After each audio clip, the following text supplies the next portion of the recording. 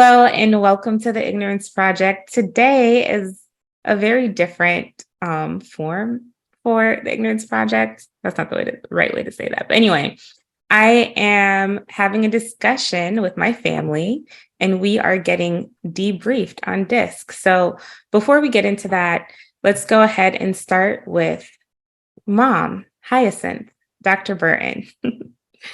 Can you tell the people a little bit about yourself and what you're doing and why we're doing this? Okay, thank you, Cher. Mhm. Hi, everyone. My name is Hyacinth, and I am the principal of my own company, Humanity Elements LLC. And so I am a certified coach, professional life and leadership coach. And with those responsibilities, I do team development, individual development. But today in particular, we're dealing with team development, family development using DiSC.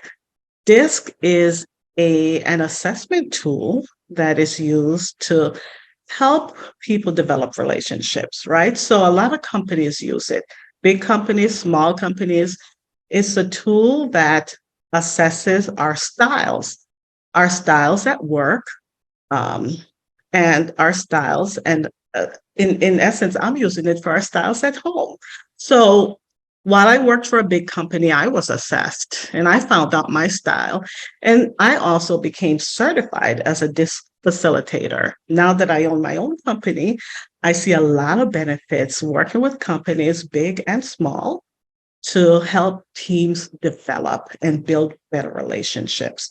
And I Okay, thought, why not do it? Oh, I'm sorry. no, I want to talk about that a little bit more because Okay. personality assessments, I'd say a lot of us in society are obsessed with understanding our personalities and how we can interact better with other people. But even more than that, why we act the way that we do.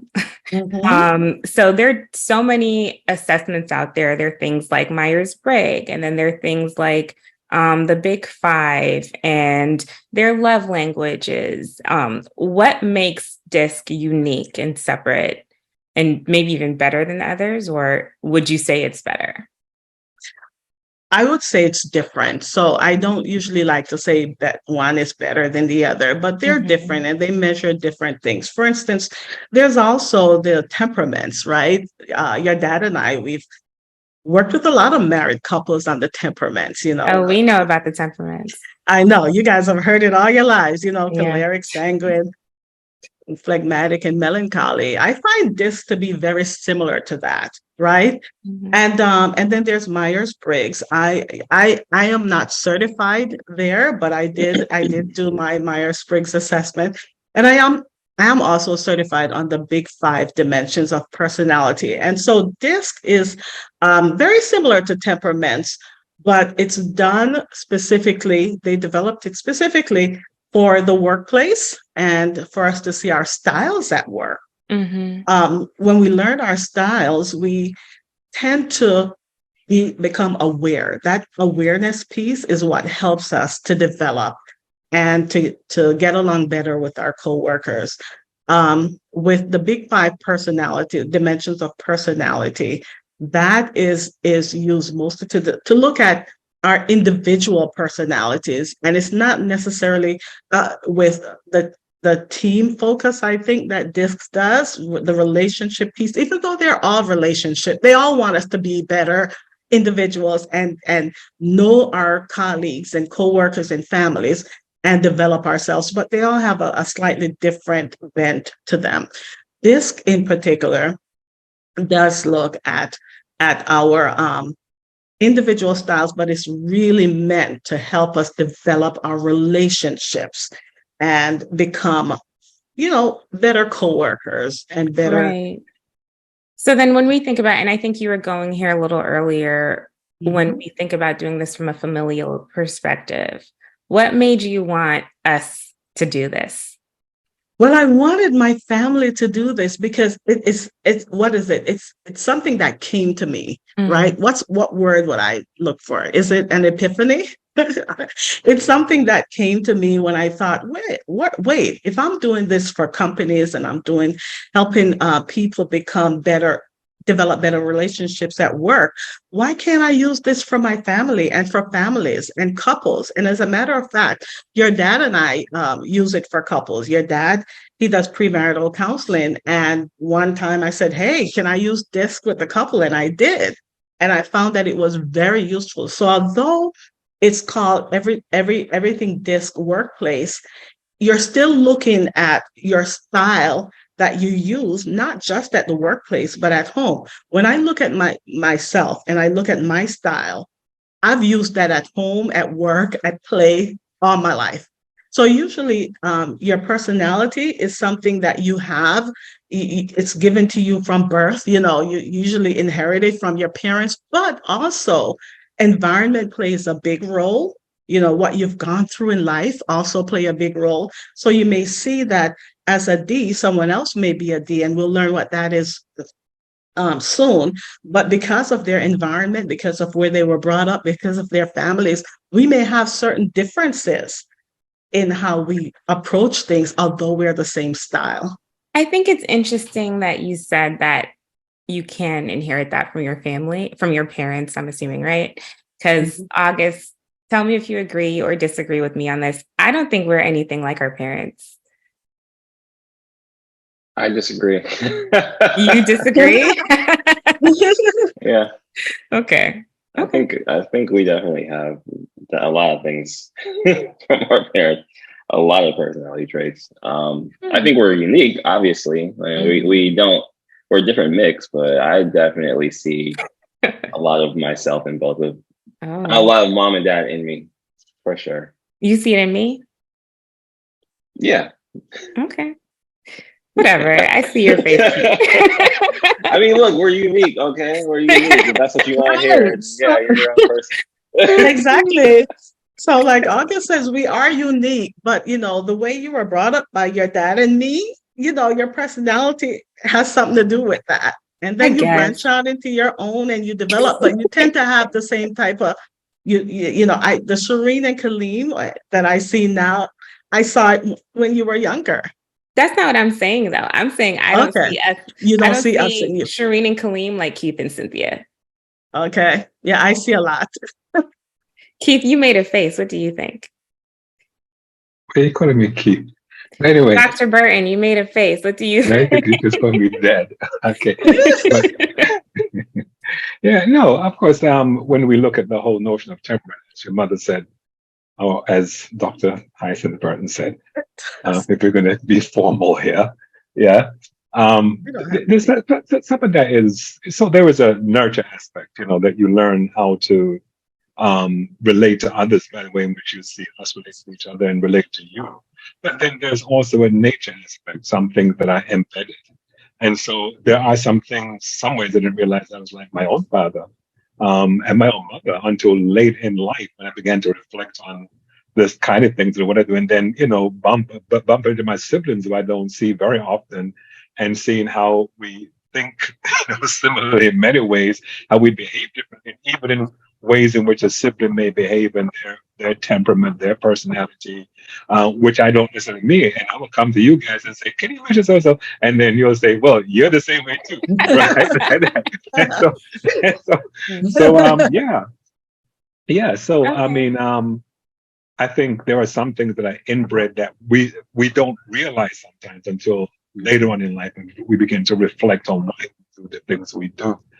If I could, repeat the name of one of Tim LaHaye's books on the temperaments, yeah. Why you act the way you do, right? Right. So let me say this. Let me ask this. What are things, mom and dad, that y'all see in us that you see in yourselves? Really? Yeah, I said this was a candid conversation. I meant that. Yeah. I mean, you really want to get exposed like this? I'm gonna let your mom go first. You can expose me. I volunteer. Go ahead, Hyacinth. So in myself, let's take Shireen first.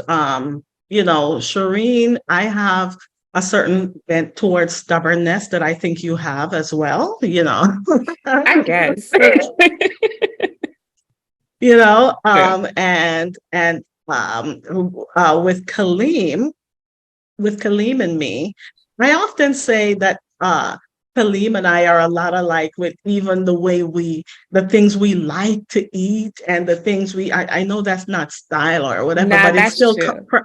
comes out of it, it still comes out of it. We are a lot alike with stuff like that, the Y'all things will that we order the like. same things every single We will time. order the same things over and over. Believe And anywhere we go, I know he's about to order chicken tenders and fries. No, that's a exactly. And honey classic. mustard on the side. That's a classic, yeah. Yeah, because I'm gonna do that. I'm gonna do that because I'm like, that's what I love, and that's what I'm gonna eat. And I see Kaleem a lot like that. Okay. Yeah.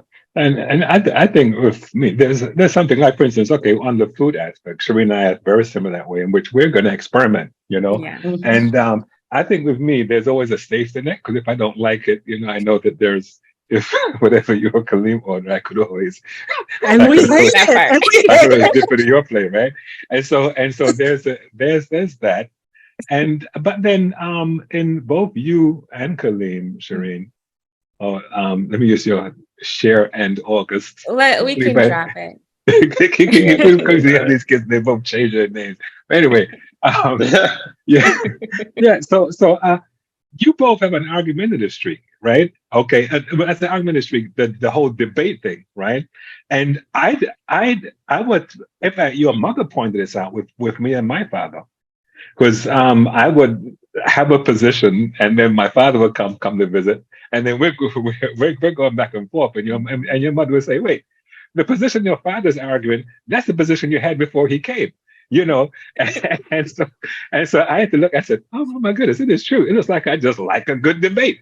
And both you and your brother, tell the truth and shame the devil. Y'all are both like that. Okay.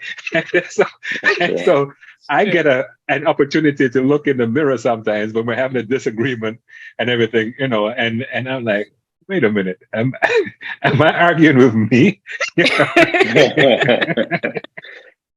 Yeah.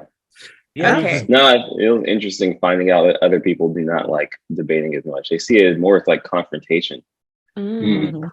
And I don't know, it's like, this is just fun. I don't know, it's just fun. We do debate a lot. Yeah. Mhm. Mhm. Okay. Good examples. Thanks, guys. So, Mother, Mhm. what's the next step?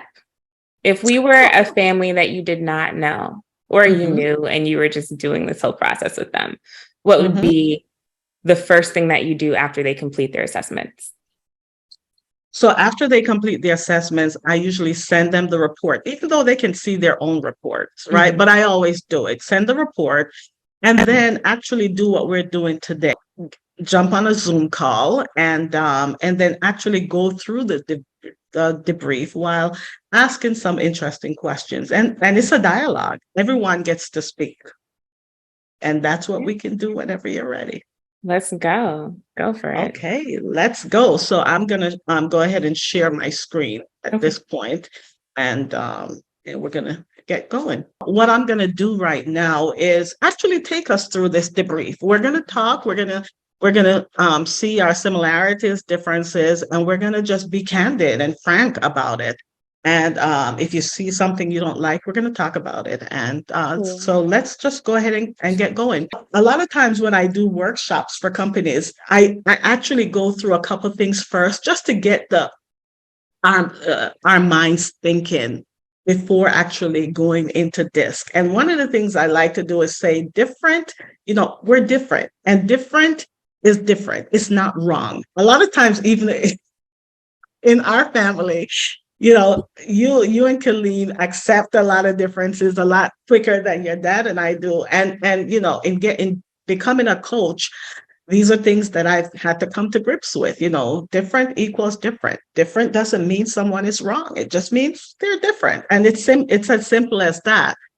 And I like to also go through this. A lot of times when we look at behavior, we're actually seeing, when we look at people, we're seeing the surface level, right? Surface level. When we even look at diversity, we talk about surface level versus deep level diversity. Mm-hmm. And we don't really see what people think.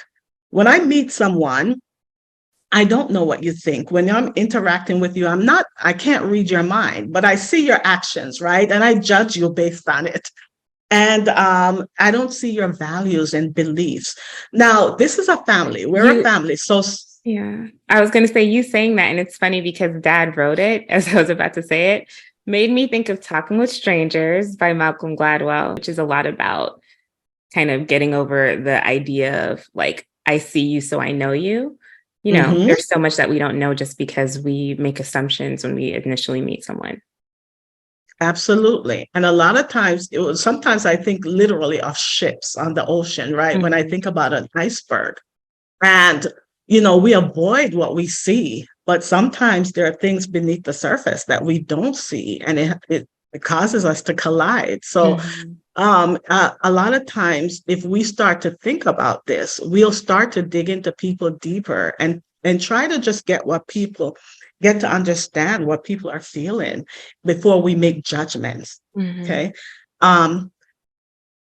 And that brings us to emotional intelligence, right? So when I coach and when I do workshops, I never forget about emotional intelligence, because it helps us to actually lead ourselves. Lead self. Emotion, the active management of your thoughts and feelings to bring out the best of your own abilities and create positive interactions with people. And when I look at that, I look at these 4 aspects of emotional intelligence, beginning with self-awareness. And this is where I mentioned leading yourself. If you don't lead yourself, then it's actually difficult to lead others. And I say this to come when I do workshops in companies to leaders. You have to be self-aware. You have to recognize your own triggers. What triggers you? If I don't recognize it, what triggers me, then I might be going off. I might be saying the wrong thing. I might and I'm not even aware that I'm doing it. So self-awareness is the key to leading yourself. What about leading your family? How would that tie into So leading your family, still you need to be self-aware. Okay. So if I'm having an argument with your dad, or if I am not aware, and it happens, right? Things trigger me, and then I just start either go off or get upset or something like that. And that's because I choose to either ignore that awareness that I have, or I'm not aware at all. And when I become aware, then this is what I do. I manage. Okay. Using that awareness of my emotions to choose now what I say or do. And that is so important, because if I'm not doing this in my family, if I'm not being aware, that's when I'm saying things to hurt people. That's when I'm doing things to hurt people. So when I am aware and your dad says something, or one of you say something, then I can manage it and say, okay. Old Cynthia would say this, but new Cynthia is just going to say, something else, or not avoidance, because I don't like using that strategy, but say something that will diffuse the situation rather than ramp it up. And I know Dad has a comment off of that too. Go ahead. You're on Your mute. mic. Sorry, yeah. And I just wanted to add something, I said. And so we look at the personal competence, what I see, what I do, and this whole notion of self-awareness and self-management. How do you tie this into growth? For instance, I am very aware about something. You know me, I got a whole bunch of triggers, right? And it's not that, and of course I've been growing for a long time, and I think I'll be growing until Jesus comes, right? And so how do we weigh this out when it comes to relationships? Because I've heard someone say, we've been married for so many years, you should know this by now. Okay. And so the whole idea of being self-aware, and you recognize then, my emotions kicked in, this is why I'm behaving like this, but the path to self-management, so this whole notion from being conscious about whatever your deficiency may be, etc., to getting a point where you're moving to rectify that. And so how does that work in relationships? The reality that just because you become aware, it's not going to be fixed in a second. Yes, it's not fixed in a second at all. So I'll be honest with you. With my clients, I give them an emotional intelligence assessment. And when you get that, it actually gives you strategies to become more self-aware and to self-manage.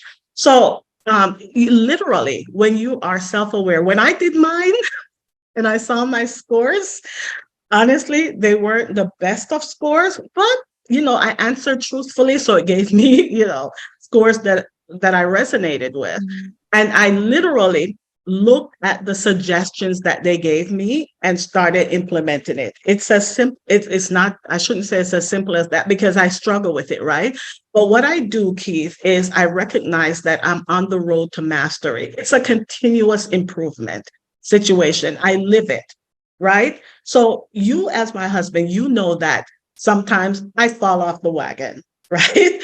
But the key is that awareness that I've fallen off the wagon and to say next time that happens, this is how I'm going to handle it. It's like having a button. A lot of times we create buttons. You've heard me say that, buttons, and people just push them. But the fact that they push them means that we have them there, right? We have them there and we're like, okay, go ahead and push it and I'm going to react this way. And so people push them. And so what I say to clients is remove the button. And removing the button is becoming self-aware, okay? And then I say, so next time he says this or she says that, how are you going to react? So then you become, again, aware of it. And you say, okay, they literally say, next time he says this, I will blah, blah, blah. And that's the whole aware self-management piece. It's constantly being aware. That's it, being aware and then doing. It's not easy, but it becomes easier the more you practice it. Thank you. Okay. And I always say that's leading self. Okay. And you can imagine, picture you at work, not just at home, picture you at work. If you're doing this, then you're leading yourself. Okay. And you become actually a better person with whom others work. And then the other part of this whole emotional intelligence piece is the social aspect of it. Social awareness, recognizing and understanding the emotions and perspectives of others. When others do something or say something, are you aware? Do you listen? Listening is a big key part to this. Or do you just ignore it? You see it and you ignore it. And so they keep acting that way. Sometimes people at work complain, they say, well, when such and such act that way, the boss doesn't do anything or say anything, but when I do it. So there are different people who can say and do different things that you are socially aware of, or you choose to be, and sometimes you choose not to be. But the key is to choose to be, choose to recognize and understand the emotions of others, choose to know when people are hurted. And I'll give you an example. When I was a leader in an institution, I remember one of my direct reports coming to me and saying, my child is sick and I'd like to take off. And the first thing I said was, well, when you think he'll be back? I didn't say, how is your child or, anything like that. The first thing that came from me was, so when will you be back? Because we really need you. And I just went off into that. I wasn't being socially aware. I wasn't being aware of the emotions of my direct reports. Okay. But, you say Yes. that, and it makes me, as we're just relating this to kind of family coaching, right? Mm-hmm. It reminds me of the time I had my car accident and I Yes. called you and I said, Yes. hey, I was just in an accident. And you said, are Mm-hmm. you okay? And I said, yes. And you said, I don't have time with this, call your dad, right? And I say that to say, There you I go. guess you were managing how you manage your personal life. I was managing how I am really not much different at work and home. I'll be Right. honest with that. That's why I know this can be applied to families, because you're right, Shireen. You had your accident. You called me. You called your mom, your mommy, right? And all I said was, "Are you okay?" And you said yes. And I said, "Okay, call your dad." Because to me, I was busy. Most moms would Yeah. probably not do that. Most moms would run out of that office and probably, like, "Where's my child?" Yeah. Sometimes I can act crazy like that. But y'all know, uh, most times, most parents would not do that. But that is such a great example, Shireen, that you gave. And then once we are self-aware, we're managing self, and we become socially aware, resonating with the feelings of others, then we need to manage relationships, right? Using awareness of your own emotions and the emotions of others, then you're dancing, and you're dancing really well together when you're doing it well. So I learned from that. Me now would never say that to my daughter or my coworker. Me now would say, "Are you okay? What can I do? How can I help?" Mhm. Because now I'm managing that awareness, okay, instead of just being me, be just doing what my natural self wants to do. Mhm. Khalid, do I Um, see? yeah, I have a question. I mean, we've been talking about self-awareness and self-management mainly as a mitigating, from the mitigating aspect of like mitigating your negative qualities. But then, what about the positive parts of self-awareness, and how do you recognize and also amplify those, because those Mhm. also are part of building good teamwork, I'm assuming. Absolutely, they are part of building teamwork. The positive aspects, I guess, because we more dwell on the negative because those are the ones we usually need to change.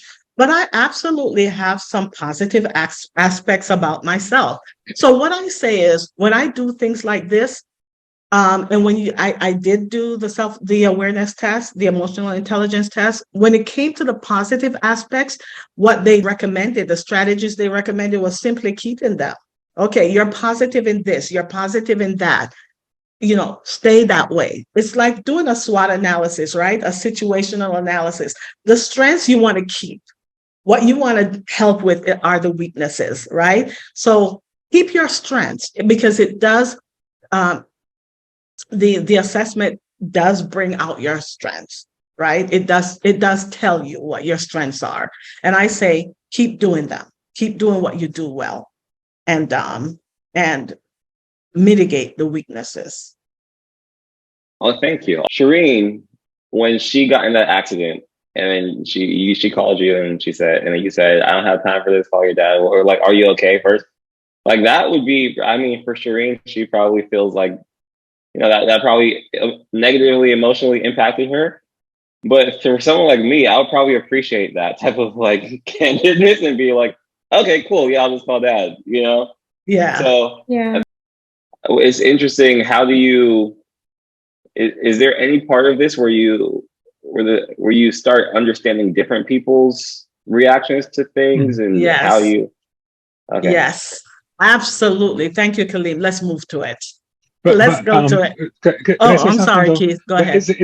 isn't that what social awareness is all about though? If you go back to the original slide, to the previous slide, because when we look at this whole concept of social awareness, okay, social awareness recognize and understand the emotion and perspectives of others, and so uh, I think it's easy for us to basically see things through our own lens. And what I mean by that is seeing things through one's own lens, um, because this is how I behave, my self-awareness, etc. I expect other people to behave the same way.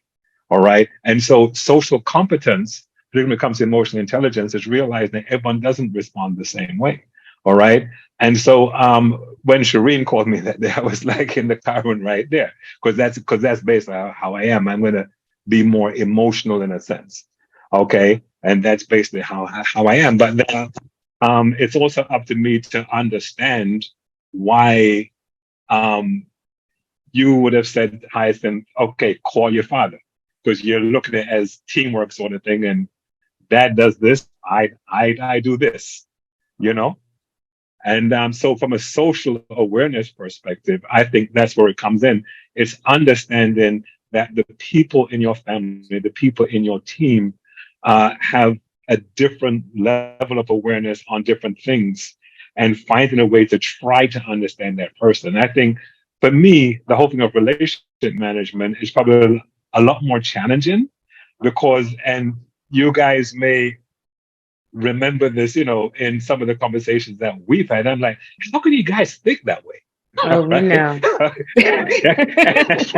And you guys have heard that because I'm like, how can you think? I don't understand how you think, But then social awareness is saying, okay, Keith, you think this way. Try to understand if it's, or when you hear this comment, say, okay, it's coming from whatever script they're working from. And so don't let it get to you in the way that it does. Because me, sometimes my blood pressure will rise like 50 degrees, like that. And so I think, building emotional intelligence, I think is difficult. But particularly when you move, yes, self-awareness is one thing, but I think social awareness, that's where the challenge really is in saying, okay, I'm in this space, Shireen's in this space, August is in this space, Hyacinth's in this space, sort of thing.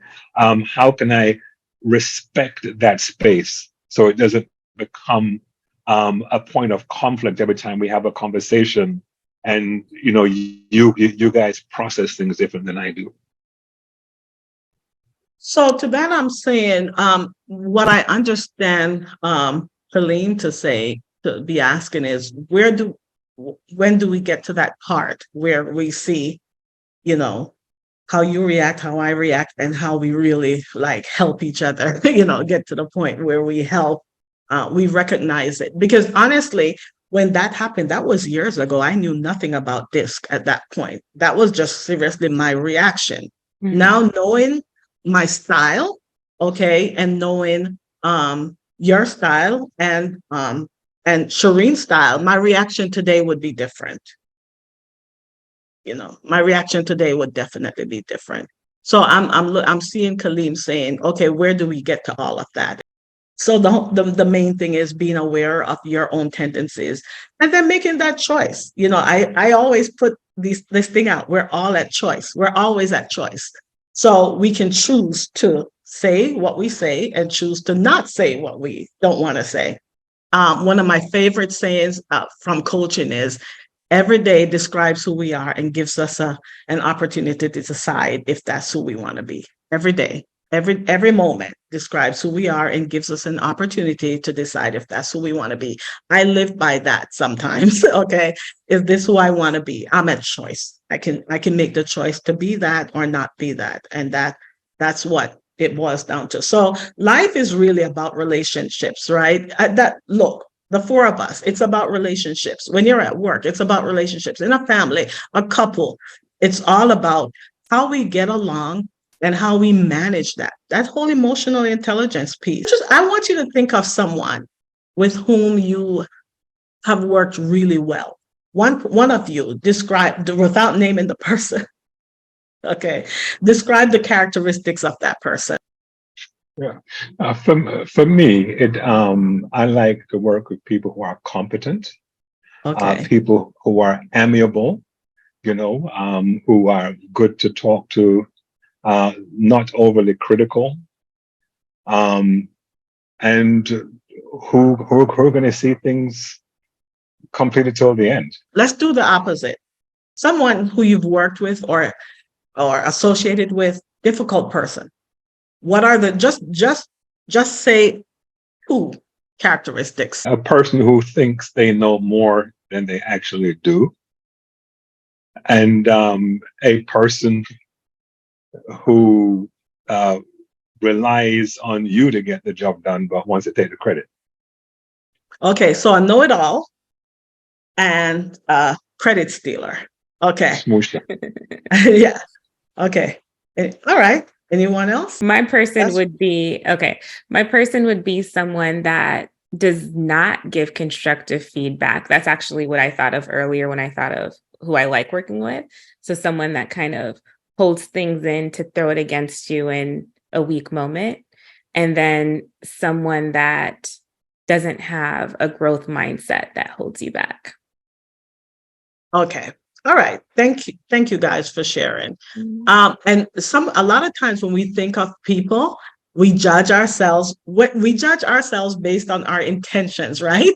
And then we judge others based on their actions. A lot like the iceberg we saw, right?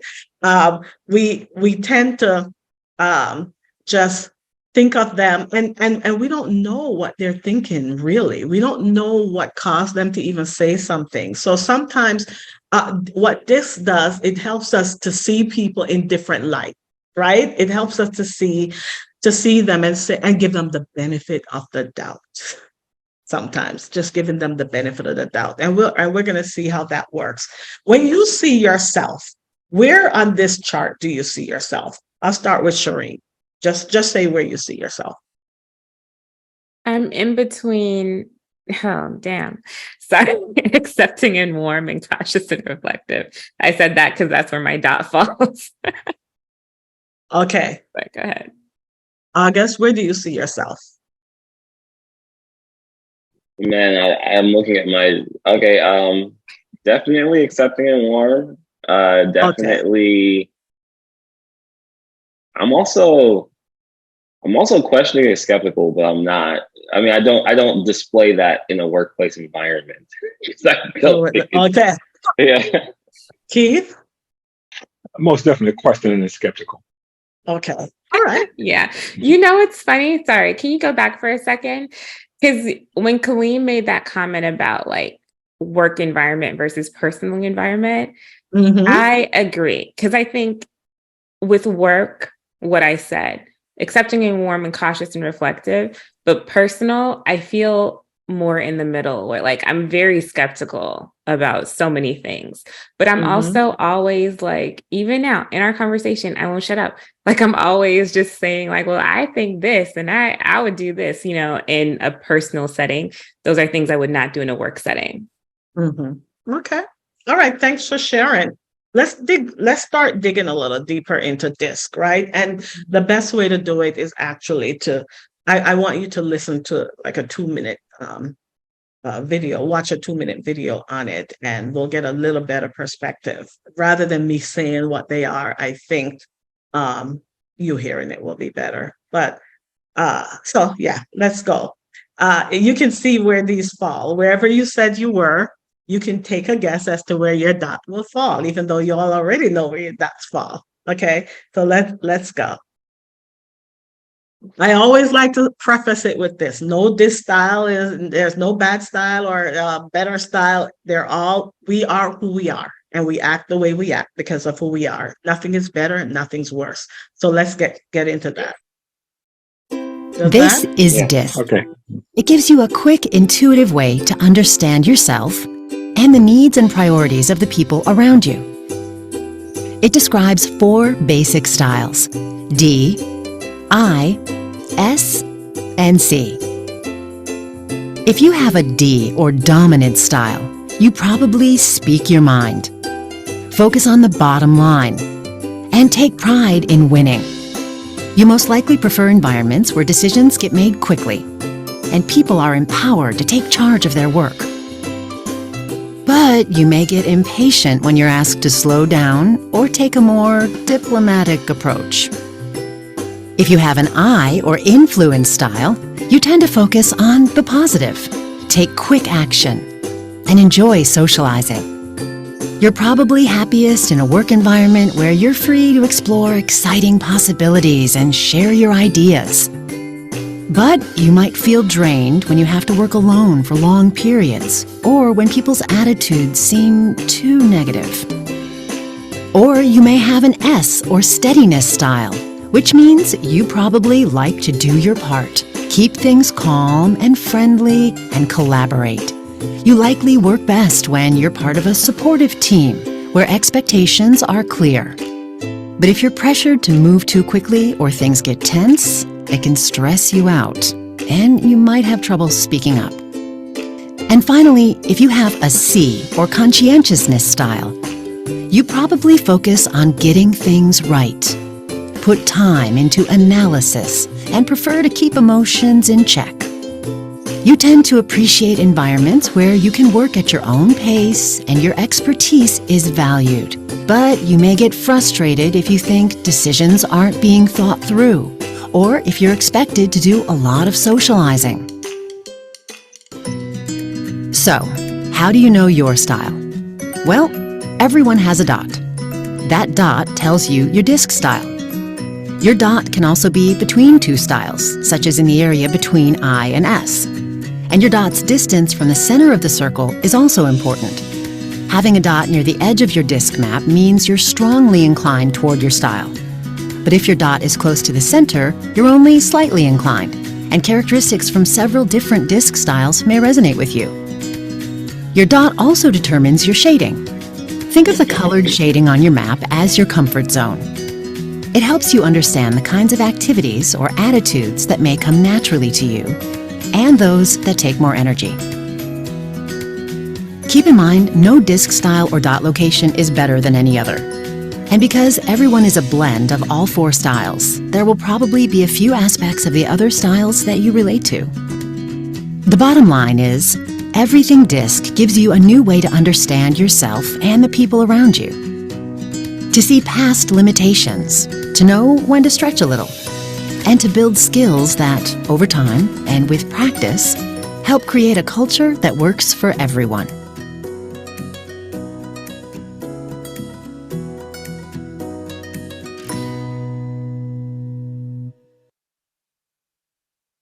All right, so let's get into it, okay? Hey, so you know those moments when you're with your family and all of a sudden hours have passed? We are no exception. Tune in next week to check out part 2 of our DiSC assessment.